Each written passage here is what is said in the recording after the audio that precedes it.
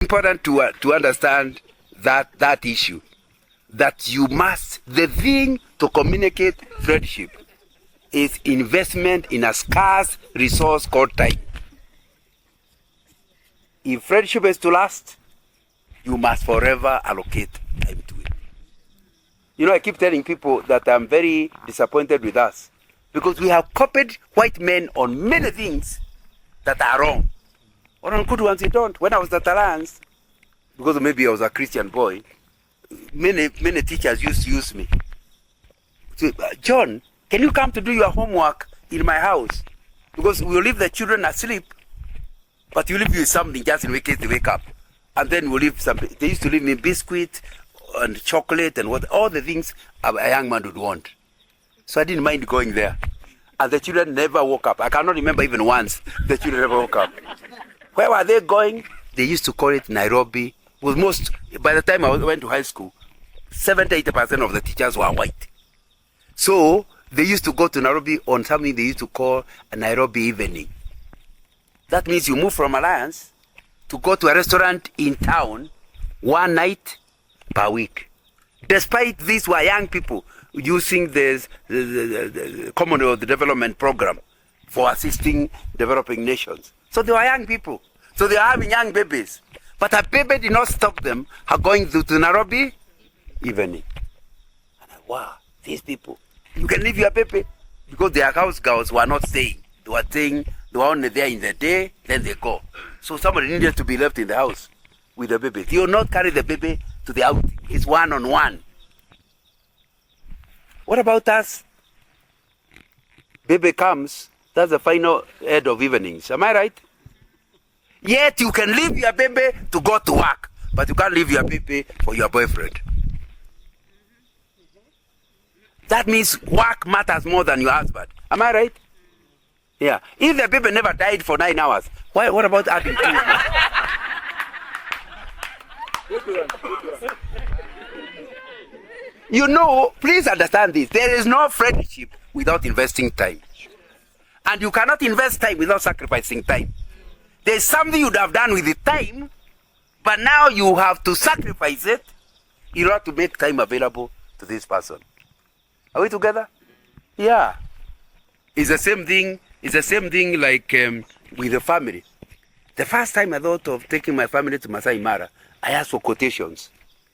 And I would realize that is 5 acres. Now, being a Kikuyu, it becomes very difficult to pay just Masai Mara, surely.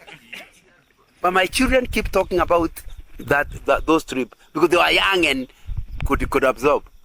Anything I buy after that cannot compare with that trip. Because time is a language of love. They feel loved that I am there, I have nothing. Masai Mara, there's nothing else you can do. And those days there were no telephones, there were no mobiles. So nobody can disturb. So I'm totally available to my wife and my children. It's not because we are poor that we don't take each other out. It's not because we are poor. You know, we lived in Kisumu in 1980s. People would come to Kisumu and we just give them our guest house. I was living in a company house and our guest house had, I think, 1 or 2 rooms. So people would just go there and stay. So you can do the same. You have a friend in Mombasa. When they are coming to Nairobi, plan to go to their house. It will cost you nothing. Am I right? After all, you'll be just mfanyikazi wake. Si utakuwa kuko ukisafisha nyumba. It will cost you on the SGR. But either we are not creative or we are not loving, or both. Because if you truly are loving, you can afford an outing with your family every year, even when your salary is very small. Am I communicating? Why are you going? Time. When you are far away from your normal activities, you just look at each other. In fact, I was told that when you go to an outing, don't sit parallel to each other. Sit opposite so that you can see each other properly. Because that's why you went out, isn't it? To see each other. And your boss is not there, things are not there. Although there's one time I took my wife to Naivasha, and who happens to be in the other room? my Musugu boss with the son. And I thought I had run away. But generally speaking, it works. When you are far away from your normal, if you live in Nyeri, go to Nairobi. If you're in Nairobi, go to Nyeri. But have time when everything else, your relatives, everybody is out. It is a girl. The same way you used to deal with her when she was not yours is the same way you must deal, because it requires investment of time. Don't claim to love your wife through property. Oh, I bought her a car. Surely, are you thinking she is powerless? She also can work and buy her own. The thing which you cannot get is your time. And you communicate love and friendship when she knows you are kind of diary, yet you stopped it just to be with her or just to be with him. You leave your baby just to be with him, and he knows how much you love that baby. What does he understand? I matter. Baby matter, but not as much as. That's what your husband will know, isn't it? Okay, that's enough for people with younger families. And that's why I'm giving those examples, because you can see they are not few. But it's important to understand that, this friendship is the solution for loneliness. The moment you don't work on friendship with your wife, you yourself will become lonely. Because there are other women who want to be with you, but because you are a Christian and you don't want to go to hell, you can't be that emotionally attached to them. Emotional attachment to women other than your husband is called emotional infidelity. But I never slept with her, but you are still immoral because you had emotional infidelity. To allow another woman to be the one who deals with your emotions other than your wife is to actually be involved in infidelity. So, since you don't want to go that direction, you become very lonely. That's why I told you friendship, don't have friendship for her sake. Have friendship for your own sake. It's you that will benefit. Especially, I see it among women where you don't care. Who is he? Who is he? Try to be alone. You'll be a lonely woman. In fact, the statistics show married women are more lonely than single ones. You got married to run away from loneliness. You have it more unless you work on friendship. And it will be important that you work on that in a sense. So it works. I think what we said, it deals with loneliness. I think I also told you it makes you productive and healthy. And I don't have enough time to deal with this, but friendship is the solution to mental health. Or rather, better relationships end up with better health. We need friendship to cure loneliness, yes. God created us with a capacity for companionship, and hence, when you have no companion, we feel lonely. The first disease that was ever seen was, before that everything was said is good, is good, is good. When did God say it's not good? That's the first disease. Disease means out of ease, isn't it? And nothing has changed. If you don't work on your marriage, you have a disease, and it will give you a lot of trouble. And it will be so. From what you are saying, friendship will deal with your health issues, because the moment you have somebody to share with, you end up your stress levels going down. Ecclesiastes 4:9 says, 2 are better than 1, because they have a good return for their work.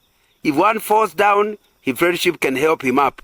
But pity the man who falls and has no one to help him up.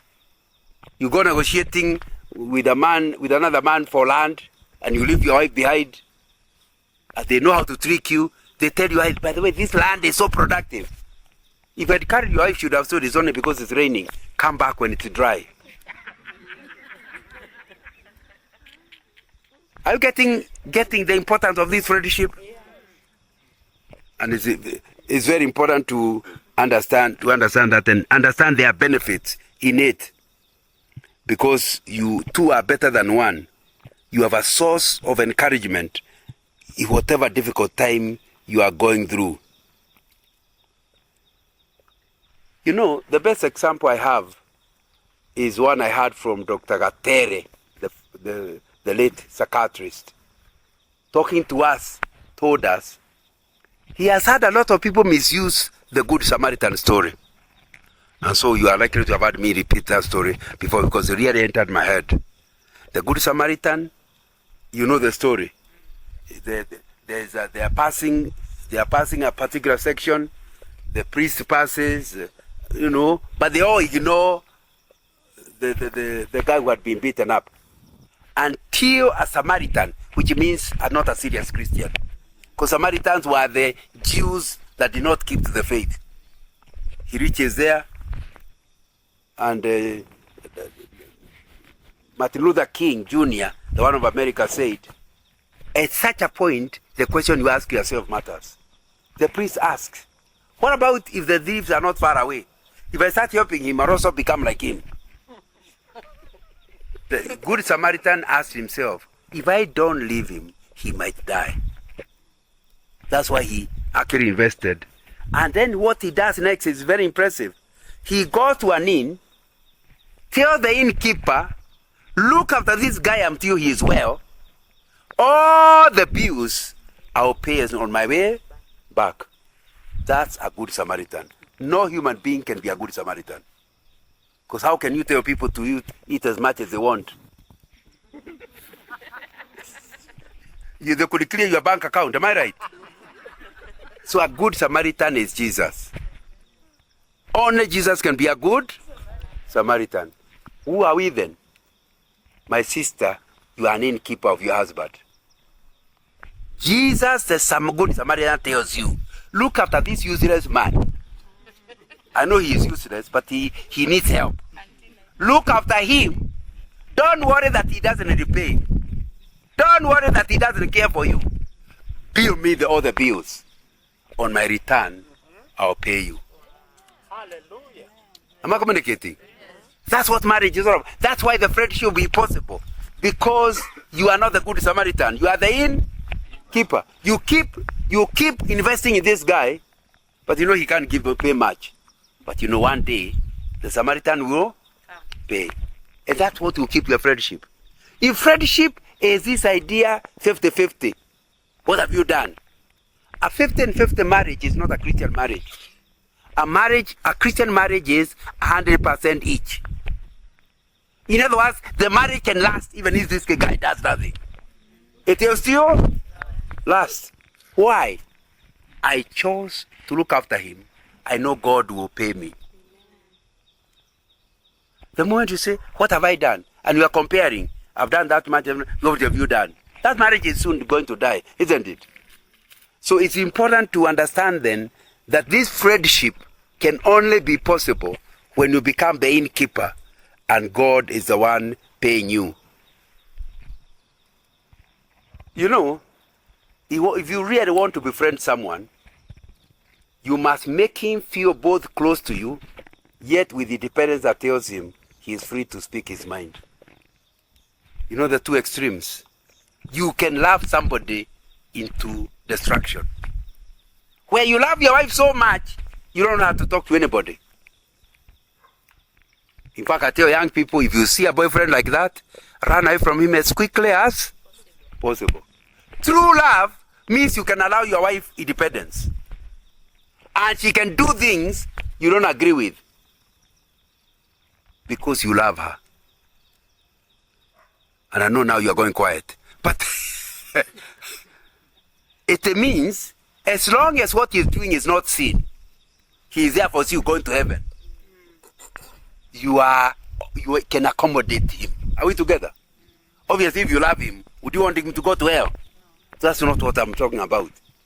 But it's important to understand you must love someone, but leave them independent. Many friendships are destroyed because you feel suffocated. Even friendship is give and take. Are we together? So if you do something for someone and they don't want you to do something for them, is that friendship likely to last? No. You want one moment it is you doing, the other moment is the other. But if the other person does it well and good, if they don't, you still continue doing. But the important thing is you are available. There are people who are so, I don't know what happened when they were born, but they never want to receive help. Have you met them? If that is your spouse, please accept my sympathy. Because a person who cannot accept help is unlikely to be a good friend.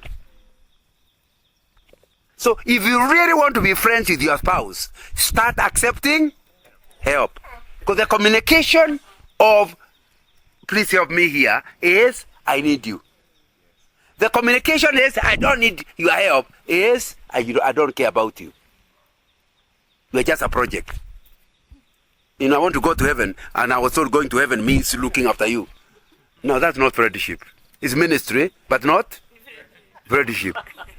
So if it's friendship, you must be ready to receive.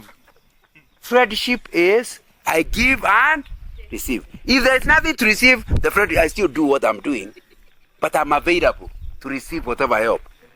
So my sister, if you are just happy to receive, you know, like one of the people I've counseled recently is where the wife says your money is our money, but my money is my money.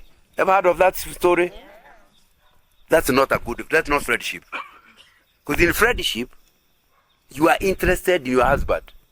Therefore, your salary is to help your husband. Are we together? And if your husband loves you, his salary is to help the wife. But he told me, one of the people was coming and said, you know, there was a time my wife was sick. And I ran out of money. And because her money was still in the bank. So I said, now that I've run out of money to buy your medicine, is there any way you can help? Because she had now come from hospital, she was at home. Say, wait a minute. Are you unable to look after me? The guy had to go to borrow money. And yet the wife has money. Do you think that will help the marriage to last? He's already having problems. So you need to understand, good marriage, you must be willing to receive, even as you are willing to give. So if you are the kind of a wife whose money is not known in the family, nobody knows where it goes. And if your husband says, what did you do with the money? It's my money. Are you unable to look after me? Now, and because men, we are macho, you stop asking. But stopping asking means this girl does not care about me. And I've seen marriages now of our age that are suffering because of that philosophy. Because you reach a level as a man, now in our 70s and 80s, where you certainly need help. But you know, you thought your wife, her money doesn't play any role. So she doesn't know what to do. So I saw another one where the person was in hospital and is having to say, bring that M-Pesa. I can't remember the PIN number. Now he's sick. But the wife has no access. And it's not to pay her bill, it's to pay his own. And it's not that the wife has no money. She was told her money does not matter. He does not like receiving any help. He'll die. Am I right? So you need to understand that if you are truly friends, you must be willing to give. But you must also be willing to receive. That's how friends are. And you need to ask yourself, is that really true of our friendship?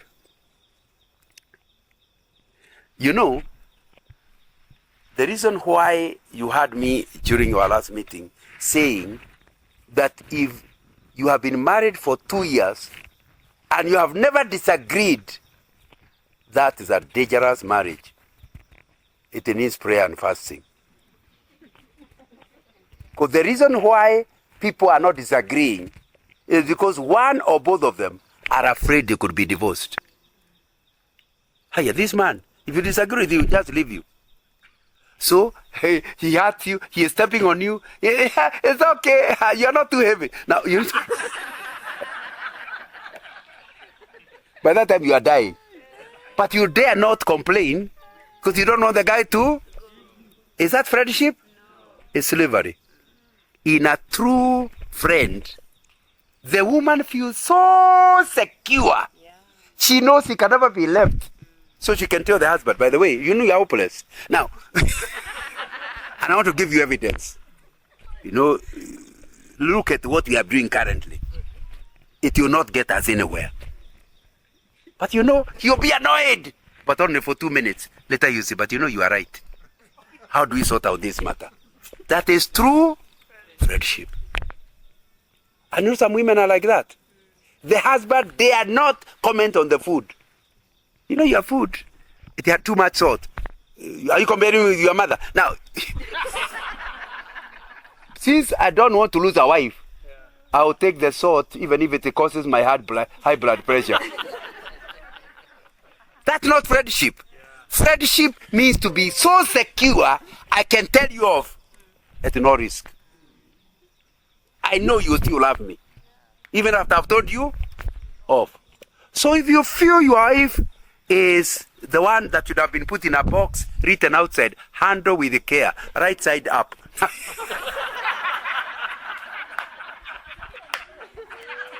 You don't have friendship. You don't have friendship.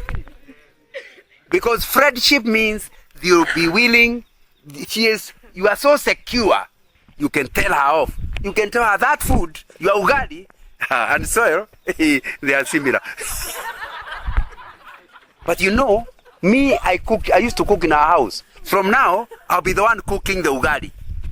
Because you are friends, isn't it? So, the visitors don't come to the kitchen. So just invite me to the kitchen, just the time for ugali. They will not know I'm the one who cooked. Those are friends, isn't it? Because you are willing if somebody pretends I'm enjoying ugali, and actually it is soil. Now you need to understand, she's not giving you soil willingly. She doesn't know how to cook ugali. So it's important to understand that what we are talking about is that ability of loving someone and communicating security to the extent they can tell you off. Even the benefits I was talking about are out of that. The words used in your communication also, I told you time shows friendship.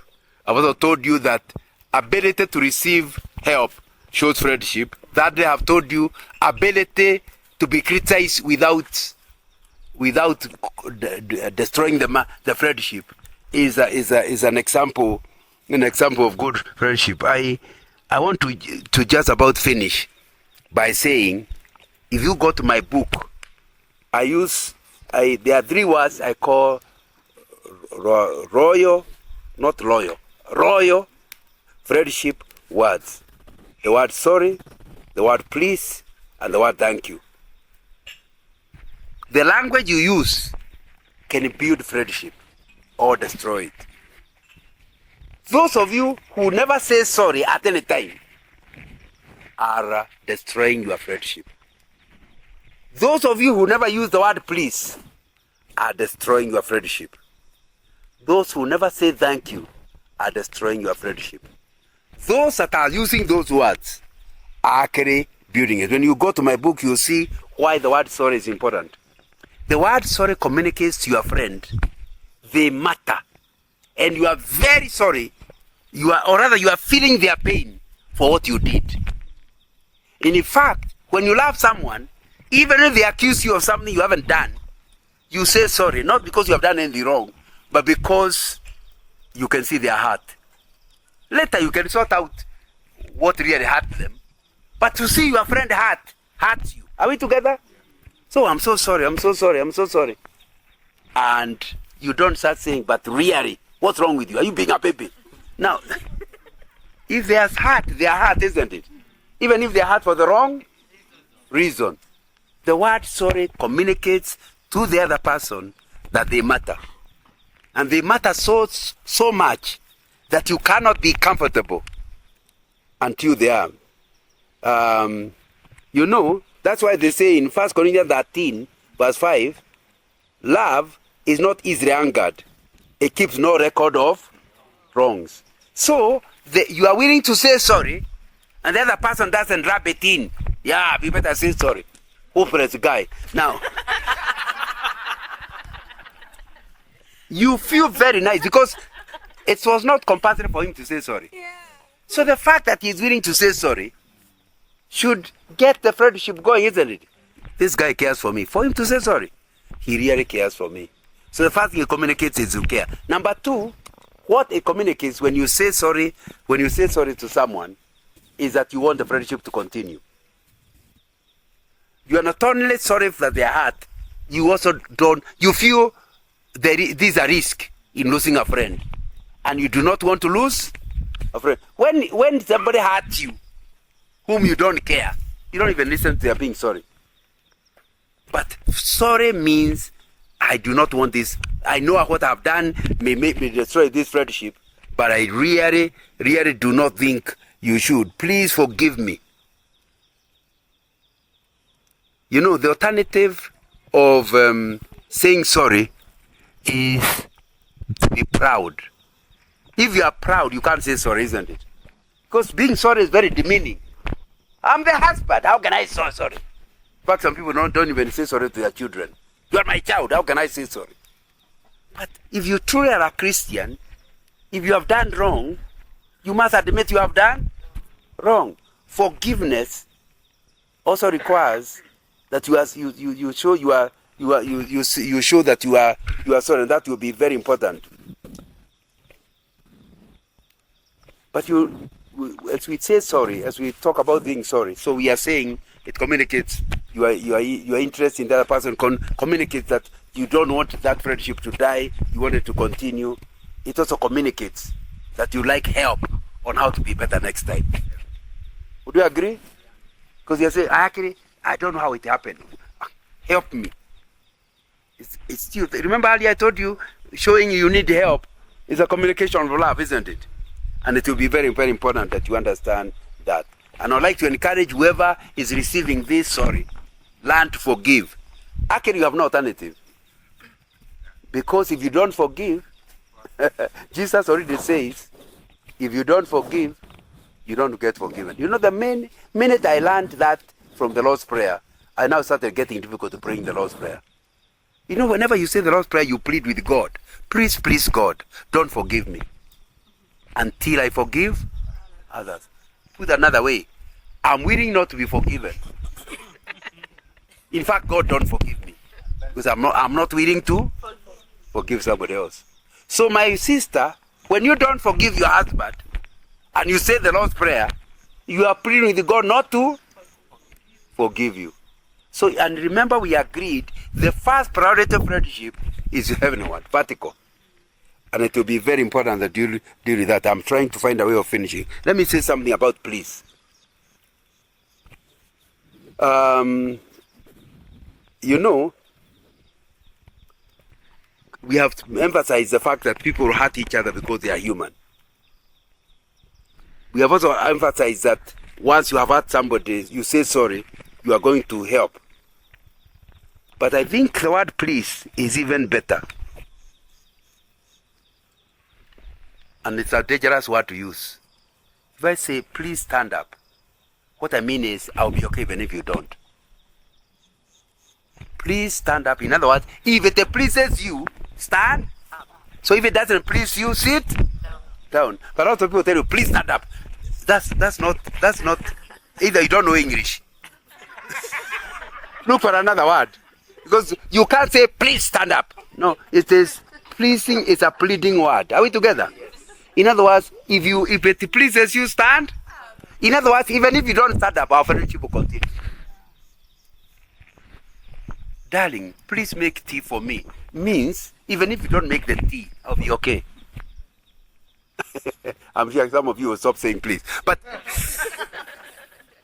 the fact that somebody, instead of demanding, is pleading with you on something he could have demanded, what does it communicate? Friendship. Are we together? So the word please means you are so important, I do not want to disturb you. You are so important, I do not want to force you. Like if you are going to the president, Ruto, you can't start ordering him around, can you? Everybody who goes to him says please. Not even, and they mean it, by the way. Because they know whatever side he is, Especially when it's not near an election. Whatever he tells you, there's nothing to do. So, when you learn to tell somebody please, and they understand the word please means, they are free not to do what you are saying. What it communicates to the other person is that they are big. You don't tell please to a junior. You tell please to a senior. So when you tell your wife please, you are saying I regard you highly. Are we together? And it will be very important to understand the moment you learn, although I have to correct myself quickly, it's not the word please. Because some people were taught by their mothers to say please. If somebody is saying please, but you can see they don't mean it, it won't work. It has to be please from the heart. In other words, you can see from the face, from the angle, you can see clearly this person is pleading with me. Because you can see, but I told her please. It's not the telling of please. It's the behavior of please. Are we together? It communicates to the other person that they are like your bosses. They are so important to you, you hold them highly. Thirdly, when you say the word please, you are not only showing the other person they have a right to their life. You are not going to rule them. It is you have left them independent to choose. You are not only showing them that they are big, that's why you are pleading with them. But thirdly, when you use the word please, means you want the friendship to continue. You don't plead with people whose relationship you don't want long term. Are we together? And it will be important. Anyway, we've run out of time. The last word I wanted to mention is the word thank you. It's a critical word in friendship. Sorry, I've told you why. Please, I've told you why. Thank you means that I don't deserve what you did. If I think I deserve it, then I won't say thank you. I only say thank you because I think I don't deserve. But many of us actually think we deserve. The new language in management is called entitled. Many of us are entitled. So you got your wife and you are entitled. So if she gives you food, how can you tell thank you? You feel entitled. Are we together? You give your wife something and she wonders, yeah, you are my husband. Why am I saying thank you? Now, thank you means, actually, I don't even deserve for you to have given me. I feel, even if you didn't, I'll still be your wife. The fact you have done it just makes me know you love me. It communicates, thank you communicates to the other person that you don't deserve what they did. Number two, when you say thank you, when you're saying thank you to somebody who has done something, you're actually saying that it was well done. Am I communicating? And because you are saying it's well done, people enjoy being told thank you. If she makes chapati and you say thank you, you are likely to see chapati once a week. If you continue saying thank you, it will be twice a week. Now, so you need to find a way of understanding the power of not saying thank you, but acting thank you. Am I clear? Yeah, that you are acting thank you. It is something that will actually help you. Only people see, this person really thinks what I do it well. Thirdly, when you say you are telling somebody thank you, you are telling a friend or whoever, you are telling them thank you, you are really telling them to repeat it. Are we together? Yeah, you are saying, I enjoy it so much, you better keep doing it. And you are likely to end up in a better relationship. It's a pity our time is up, but because you're on a retreat, we are welcoming questions. So, and because it has gone late, I want to remind you my telephone number. You send it, so tomorrow as I am speaking next time, I start with answering questions. If there is something I've said that requires some clarification. May I give you the number? I'm assuming you have a pen.